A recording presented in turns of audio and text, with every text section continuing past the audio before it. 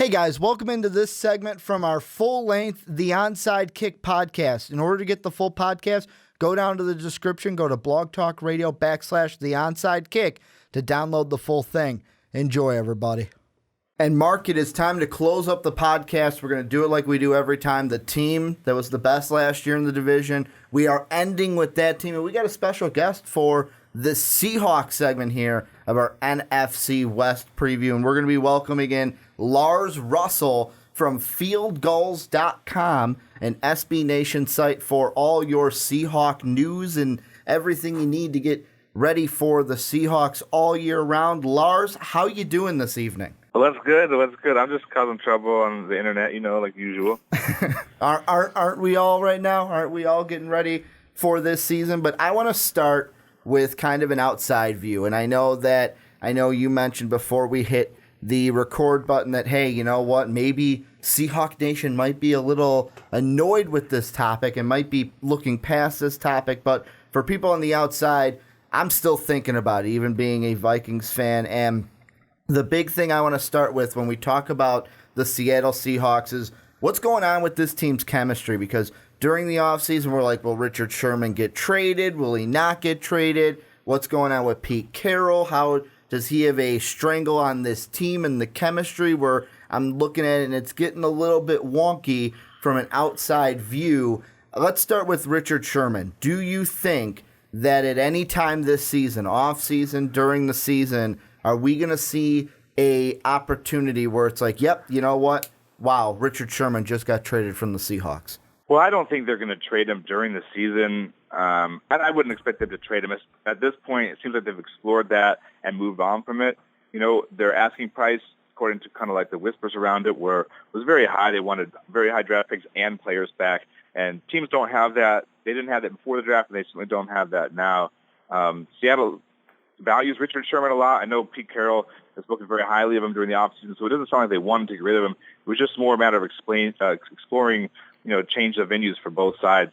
I don't think the chemistry problem, will directly affect the team. I don't think it's that new, to be honest with you. I think that Pete Carroll has run an organization that is mostly open to dissent, whether that be players criticizing coaches, as Richard Sherman did, or players disagreeing with one another. They've done so openly, and they've done so kind of behind closed doors as anonymous, sources to press. We heard 2014 that some players didn't like Russell Wilson. We've heard that Marshawn Lynch was disruptive and kind of a nuisance to the coaching staff, and that was an issue in his departure from the team.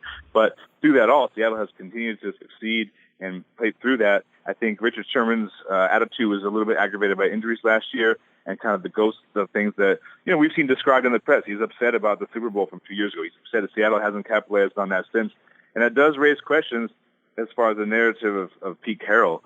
As you mentioned, when he came into the league, people question whether he had the stamina to go as a pro coach where you're dealing with the same players for more than 3 or 4 years. And I think when he won the Super Bowl, had a lot of success with the Seahawks, most people assume that those questions were erased. Well, we're only now at that point in the timetable, since they won the Super Bowl in the 4th year, that it would have been, if you move past the first class of players like he had at USC. And at that time, again, just like the Seahawks have had the last few years, there was a lot of success. They went to bowl games, but they didn't have the same quite high level of national dominant success. And it's possible that we could see this as a crossing point in Pete Carroll's future with the Seahawks. But I think that the culture he's built there makes that not quite as likely. But this may be a fascinating time if it becomes a transition point for him. Well, I mean, that's the thing that I thought of kind of this week coming into it, was when it comes to the chemistry question and Pete Carroll, I kind of thought to myself, like, okay, well, we kind of saw this similar kind of story kind of play out when he was with the Trojans, where, I mean, towards the beginning, it was great. They were doing well. Towards the middle, gets that national championship kind of exposure. We have the whole 30 for 30 with the, I want to say it was the Matt Leinart and the Lendell White kind of USC Trojans, where everything was great. Reggie Bush out there.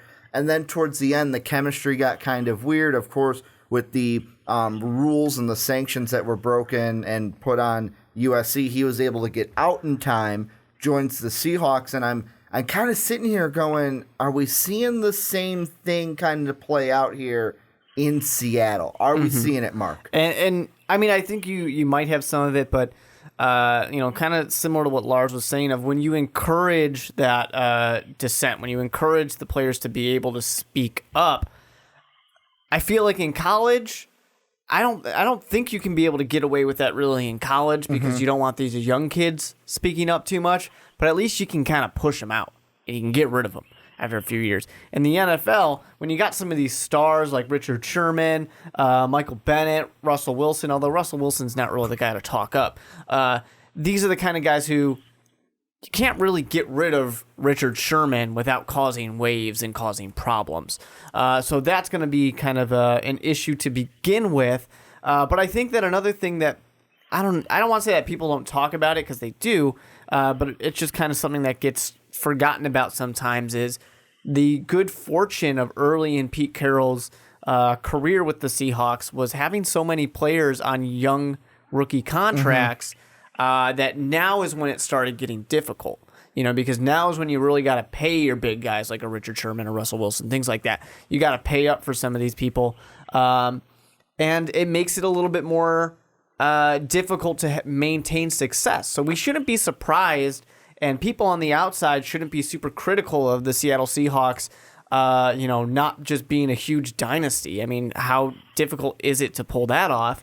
But what I really wonder for the Seahawks is, and Lars probably has a better idea of this, being more of his ear to the ground for the Seahawk community. Are people kind of sick of this? Are people okay with the players speaking up, anonymous sources? Or do they wish people would just kind of shut up and that they would have Pete Carroll kind of tightening the crew a little bit? Well, I've encountered both kinds of responses amongst Seahawks fans, on social media. Some people, view this as kind of contrary to the culture of football and rather see guys who are just out there for the game and doing what they need to for the team. And I think Seattle does have that kind of community of players, but because of their encouragement to be, individuals, I think another segment of Seahawks fans have kind of embraced that, not just the individuals themselves, but the kind of aura around the team that they're going to be colorful, they're going to be outspoken, they're not going to be on a leash from the team the way so many boring pro athletes are. And so I think a lot of people look at this as, hey, look, these are the group of guys that we got. We like them. We enjoy rooting for them. Let's see if we can see how they get along and aren't as worried about, the conservative conformity of pro football culture, because I think when people get excited about the Seahawks teams, if you're on the board with them, I think people enjoyed the way that they were supposedly changing the NFL, the way that they practiced a defense-oriented run-first football. And the same thing goes down to the culture of it. And so, the fans, there's always going to be fans who don't like players putting themselves before the team or celebrating after sacks or whatnot. I mean, I think for a younger generation of people, that stuff's fun. It's part of the game. The NFL changed its rules this year to allow celebration after touchdowns and various plays, which they were forbidding reformers, stacking up mad fines. And so, people are starting to appreciate this kind of new brand of football where players can be themselves, and this falls in line with that. I think Seahawks fans, it'll change if they start losing, but so far it's worked. Well, and the one thing I'm glad you brought up the celebration and kind of what you were talking about, because when the year the Seahawks were in the Super Bowl, that year going up, and they played Denver in the Super Bowl, I remember that season, I was just in awe and loved the defense for the Seahawks. And the main reason why I loved them that year is just the kind of, the only word I can use to describe it is that swag that they had. Where it was like, we're the Legion of Boom, we're LOB. They had this kind of confidence to them. Kind of like the only thing that I can think of, when I think about that, is maybe the same kind of confidence that we've seen in other sports, with the Fab Five, a group of players with that confidence and you know what, you ain't going to beat us. Try to throw on us. We're going to lock you down. We're going to beat you up in the trenches. And I kind of think if they want, if the Seahawks want to get back to that Super Bowl pedigree, they need to get back to that. And we've seen a little bit too much, I know, with the, Mark, you mentioned the contracts where it's you know what, you got to start paying these players because everyone wants their fair share of the money. The one position, though, I want to ask you about, Lars, and it's one that you mentioned, was the run game. And I know the offensive line has been a question for the Seahawks, but this year coming in, I mean, you guys lose Marshawn Lynch. He retires. Now he's come out of retirement. He's now with the Raiders. And you guys have, I know you brought in Eddie Lacy, and he's done the P90X, and he should be ready to go weight-wise. But what are you guys as fans thinking about what the Seahawks were. It's like, we got Rawls, we got Lacey, CJ Procise was someone out of Notre Dame. I was like, man, this kid's going to be good. And then he got injured, and I was upset for that as kind of like an outside fan. So what would you say is the big thing for the run game this year to get going if, let's say, the offensive line still has struggles like it did last year? The offensive line issues were, I think, a big portion of what went wrong last year. I mean, the previous year, Marshawn Lynch didn't play much at the time. He was injured about half the year, and they had a rookie, Thomas Rawls, an undrafted free agent that year, who really exploded and was able to, gain one of the highest yards per carry in the league. And, if you're into advanced stats, he had Football Outsiders' highest DYAR for any running back that qualified. And so he was able to run with more or less, a disappointing offensive line performance that year. But they changed some phases last year, moved some other guys to different positions, and it seemed to do was is take away from the power driving in the run game, zone blocking systems that Tom Cable has made kind of unique. It's not unique in the league, but the way that Seattle runs it, dependent on a certain style of movement. And for some reason, last year it totally failed. And Rawls, the same guy, even though he was dealing with some injuries, he was getting stuff, 2 and 3 yards behind the line of scrimmage rather than able to explode through holes. So I think that will characterize a lot of it. I think the actual talent in the backfield, though full of question marks, Eddie Lacy, if he gets in weight and he gets in shape and he's able to perform within the offense, I think he could be a dynamic player. Thomas Rawls has been that kind of player in his first year as a career, and after he comes back from a healthy offseason for the first time ever, he may be that kind of player again if they can block for him. I'm glad you mentioned Procise. I mean, he's a guy who I was checking it out today. I mean, people in Seattle are really interested to see who's going to be like the last receiver left off the depth chart because that's how fine-grained people like to look at it. And people are worried about who's going to cut there. CJ Procise is a guy who not only was the leading rusher in the 2 games he started this season before he went out with a broken shoulder blade. He had a 90% catch rate, and his catches or yards per target was more than 10.5. So this is a guy who can play on third downs as a running back, was enormously successful when healthy, and he can stand up as a receiver out there. So he can play basically 2 positions for the Seahawks. I think their backfield, if Rawls and Lacey can stay healthy and Procise contributes, both in the passing game, they have a lot of richness there if they can get protection for those blocking schemes and for Russell Wilson. Last year, it was a little bit of a disappointment in the run game because of that offensive line, obviously. But I think that it's interesting to see because they've been setting it up since that kind of last year with Marshawn Lynch and Russell Wilson and who was going to really be the leader, who was going to take over. A lot of the conversations, and maybe some of it might, people might want to say they were unfair conversations, was that Russell Wilson was going to take the team from Marshawn Lynch. He was going to sit back. And that was when some of those trade rumors and stuff were going around as well, of they were really going to give the team to Russell Wilson. And you look at it, and you look at how this team was stronger passing the ball than they were running the ball. And there's obvious factors to that with the offensive line, with Russell Wilson's ability to scramble and extend plays better than pretty much anybody, with maybe the exception of Aaron Rodgers in the league. So you have all that to consider. My thought is for this coming season, I'm interested to see if we can expect kind of going back to that classic. They're going to run the ball. They're going to pound it down your throat, and Russell Wilson's not going to throw it that often. Or if they are going to continue letting Russell Wilson be this, top 5 type of quarterback, let him be one of those leaders in the NFL now, which is kind of the thing that it feels like they've been toying with for so long, just kind of completely handing over control. I don't know what it's going to be. I mean, you would think that having success with some of those young running backs and then getting Eddie Lacy, who rookie year, Eddie Lacy looks like he was the next best running back. So it's kind of looks like they might be going back to that running game a little bit more than the passing game. But to me, when it comes to this, nothing matters. I say this to Ricky all the time because he's a Vikings fan. Nothing matters if you don't fix your offensive line.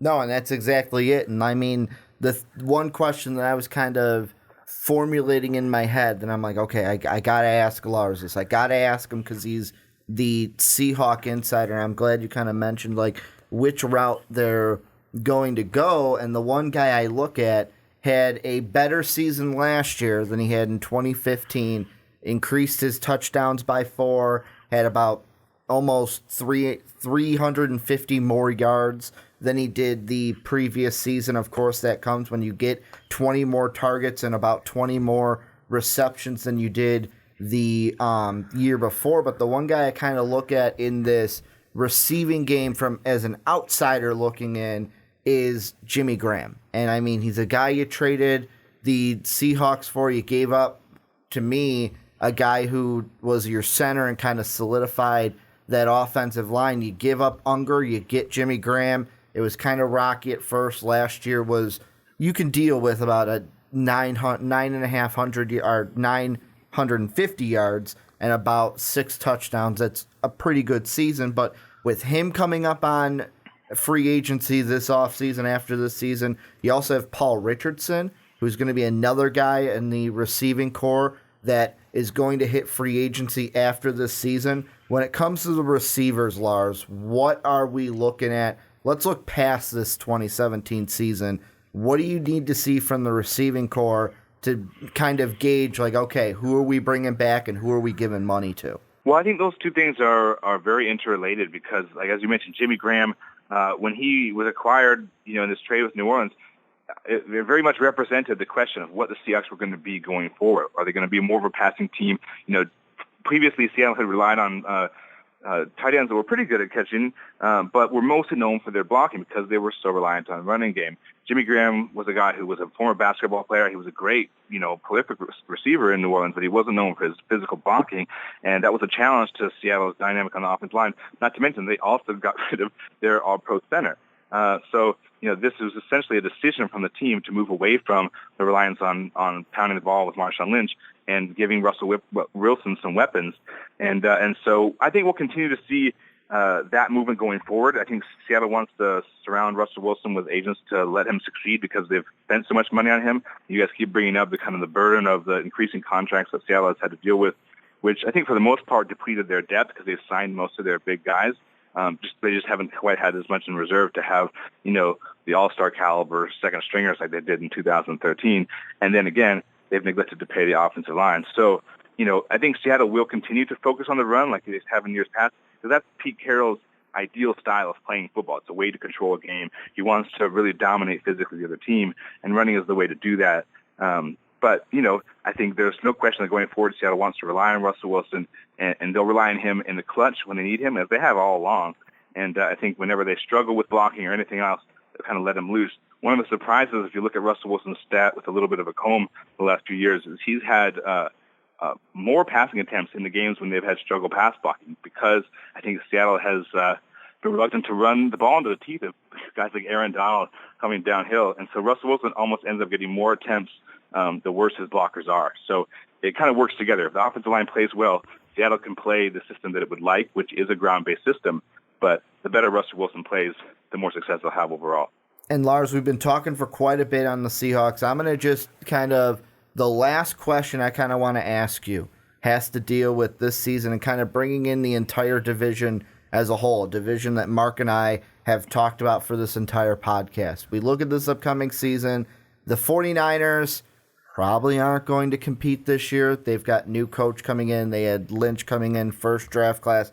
They got to situate everything. The Rams, new coaching staff. We still need to see what we want to see from Jared Goff to see if they have anything going in L.A. And then you look at the Cardinals. They were one of my Super Bowl picks to be in the Super Bowl last season, and they didn't even get anything going 7-8-1 last year as well. And I know that their big thing has to deal with Carson Palmer and what his future is for that team. But as a Seahawk fan, how do you think this year is going to go for the Seahawks? Of course, they're the overwhelming favorite to win the division, but how do you see this season going, and how long do you think that this team can have success winning the division based off of the teams that are behind you guys and kind of the struggles that we see from the rest of this division? Well, I think Seattle kind of owes itself to try to definitely win the division this year. And the way they're on the track to keep winning it. Barring like a really, a pickup of a really surprising player that kind of jumps onto the league by one of the other teams. I mean, I think we have every reason to trust that Shanahan and McVay down in LA and San Francisco can bring some improvements to their team. But the way John Schneider has constructed the Seahawks, I think they should be able to, like you said, they're losing Jimmy Graham's contract. They're going to be losing some of the big contracts. Cam Chancellor is a free agent after this year, and he's been one of those kind of transitional or kind of like keystone players for them, but he's also, aging, and he's at a position that doesn't last that long in the league. So Seattle will have to make some key decisions, but they haven't given us any reason to doubt that they will keep improving going forward. And the Super Bowl window is still open. I think that's the standard they hold themselves to. I think they can still, if they can get into the top seeds of the NFC, they have a chance this year, and they'll continue to do so. But, if the offensive line doesn't gel, if Pete Carroll starts to lose the players, there's always a lot of drift in the NFL, and this is a crucial time for the Seahawks. Well, and then, Lars, the last thing I have to do is let everyone know, give me a few seconds of let all the fans know where they can find your work, where they can follow you on Twitter, and where they can catch everything Seattle Seahawks from Lars Russell. For sure. Well, the best place for any Seattle Seahawks news anywhere is Field Goals. As SB Nation's fan site for Seattle Seahawks news, and we've got a lot of great writers there, really excellent kind of video breakdowns of plays from last year to show you how the Seahawks offense and defense works, and also draft picks coming in, new free agents. Samuel Gold had a thing earlier this week on Eddie Lacy and how he's going to fit in the Seattle's offense. So there's a lot of detailed Seahawks breakdowns there, as well as a lot of fun reporting and colorful stuff. You can find me there, as well as tons of other writers and videographers. And then I'm on Twitter at @BeatValley, _Valley. And then, of course, there's lots of Seahawks news on that Field Goals and lots of cool people communicating in that, Twitter community and so on. So all over the internet. You know what it is. And if you guys are like, well, Ricky, I don't want to go out and actually search for it myself, it's all going to be in the description. Lars's Twitter, @Field Goals, the SB Nation site for all your Seattle Seahawk news. And Mark, another week, another preview here on the Onside Kick, kind of wrapping everything up. I want to thank you guys. If you're on YouTube watching us in the individual segments, or if you're on Blog Talk Radio catching the whole thing as a whole on MVP.com, I want to thank you guys for checking us out today. You can follow Mark and I on Twitter at Ricky Widmer, and at the with two E's, Mark Weber. Most Valuable Podcast is at Most Valuable Pod. Going to thank you guys one last time for checking us out today, and as always, have a good day, everybody. Well, I hope you guys enjoyed that segment from the Onside Kick. If you think the fun stops there, you're wrong, because click the video right over here. What are you thinking? Come on, click it. It's going to go away. It's going to go away. Bye, everybody.